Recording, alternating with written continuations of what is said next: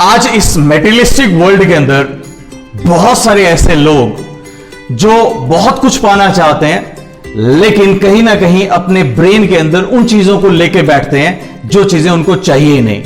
वो अपने ब्रेन को डस्टबिन बना लेते हैं, गार्बेज बिन बना लेते हैं। आपके घर का कूड़ा कचरा जितना भी होता है, आप क्या करते हो? इकट्ठा करते हो, गार्बेज में डाल देते हो। और कोई भी अच्छी चीज है वो गार्बेज में नहीं डालोगे, वो एक लॉकर में डालोगे, अगर बहुत ज्यादा उसकी वैल्यू है तो उसी तरह से आपका ब्रेन, इसको आपने एक लॉकर बनाना है या फिर एक गार्बेज बिन बनाना है, ये आप पे डिपेंड करता है। क्योंकि जितनी बुरी चीजें जिसको हम रिपीट नहीं करना चाहते, कुछ लोग बार बार उन्हीं चीजों के बारे में सोचते हैं और ब्रेन के अंदर वो चीजें डालते रहते हैं। इसको एक समझते हैं एक इंसिडेंट के थ्रू। एक बार गौतम बुद्धा पहाड़ की पीक के ऊपर अपना एक मठ बना के रहते हैं, तो वहां पे वो दीक्षा देते हैं अपने स्टूडेंट्स को, टीच करते हैं, मेडिटेशन करवाते हैं, पानी की जो झरने होते हैं वहां बिठा के मेडिटेट करवाते हैं उनको, और कंसंट्रेशन सिखाते हैं उनको। फिर एक टाइम आता है जब दो शिष्य होते हैं, एक छोटा शिष्य होता है जो 2 साल उम्र में छोटा है, वो क्या करता है, बार बार बड़ा क्या कर रहा है उस पर ध्यान देता है। वो उसकी लर्निंग थोड़ी सी कम है, लेकिन उसका ध्यान है कि बड़ा क्या कर रहा है। ऐसा बहुत सारे लोगों के साथ होता है। तो अपने ब्रेन के अंदर दूसरों को ज्यादा वो महत्व देते हैं, उनको ज्यादा प्रेफरेंसेस देते हैं, प्रायोरिटीज देते हैं। तो अब होता क्या है, वो बार बार ऐसी चीजें रिपीट करता है, और वो टाइम आ जाता है जब दीक्षा देते हैं। तो दीक्षा देते हैं उस टाइम, विंटर का टाइम है, और बुद्धा जो है उनको एक चीज बोलते हैं कि अब जो कुछ मैंने सिखाया पूरे वर्ल्ड के अंदर आपने फैलाना है। और दूसरी चीज जो ध्यान रखनी है, ब्रह्मचर्य का पालन करना है, किसी भी लेडी को टच नहीं करना है। तो इस तरह से वो अपना सामान लेके निकल जाते हैं, पैरों को टच करके, कि पूरे वर्ल्ड के अंदर गुरु का जो मैसेज है वो स्प्रेड करना है, फैलाना है। अब वो निकलते हैं, बर्फीला तूफान आता है रास्ते के अंदर, सभी जो शिष्य है वो निकल रहे हैं वहां से। अब धीरे धीरे करके अलग अलग डायरेक्शन के अंदर वो निकलना शुरू होते हैं, और वो दो जो शिष्य हैं, एक छोटा एक बड़ा, वो दोनों एक डायरेक्शन में निकल जाते हैं। तो रास्ते के अंदर एक रिवर, एक नदी आती है। तो वहां पे एक तपस्विनी होती है, वो तपस्या कर रही होती है, और उसको अपने घर जाना होता है, जैसे मठ में जाना होता है।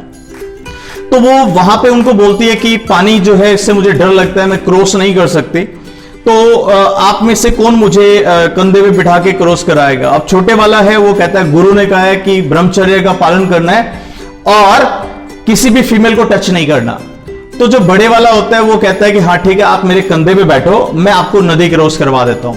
तो वो नदी क्रॉस कर लेते हैं, और उसको ये लगता है छोटे वाले को, यार अभी गुरु ने 5 मिनट पहले ये चीजें हमें सिखाई होगी, और आज इस टाइम ये इस तरह से कर रहे हैं। चलो वो इंसिडेंट ओवर होता है, वो आगे निकल जाते हैं, और फिर वो अपना एक मठ जो होता है वो डेवलप करते हैं। वहां पे उनके पास भी बहुत सारे शिष्य आते हैं, तो वो छोटे छोटे बच्चों को वो भी ट्रेनिंग देना शुरू करते हैं, मेडिटेट करवाते हैं, प्रीचिंग करवाते हैं, बहुत कुछ सिखाते हैं, जो कुछ उन्होंने अपने गुरु से सीखा होता है। ध्यान साधना सिखाते हैं उनको। अब वो टाइम आता है जिस टाइम उनको दीक्षा देनी होती है, सभी उनको इकट्ठा कर लिया जाता है, और इकट्ठा करके ये कहते हैं कि अब जो कुछ मैंने आपको सिखाया वो पूरे वर्ल्ड के अंदर आपने स्प्रेड करना है। और दूसरी चीज का ध्यान रखना है कि आपने कभी भी एक पर स्त्री, किसी पराई नारी जो है उसको टच नहीं करना है। और वो छोटे वाला होता है, 20-25 साल का टाइम पीरियड हो गया, अब थोड़ी सी उनके बीच में खुल के बातें भी हो सकती है। तो अब होता क्या है कि वो सारे के सारे दीक्षा लेके चले जाते हैं अपने अपने दिशाओं के अंदर, अपने अपने डायरेक्शंस में निकल जाते हैं वो लोग। अब वो शाम के टाइम वो बोलता है कि हाँ ठीक है, इकट्ठे जा रहे होते हैं, कहते हैं गुरु भाई एक बात पूछनी है आपसे।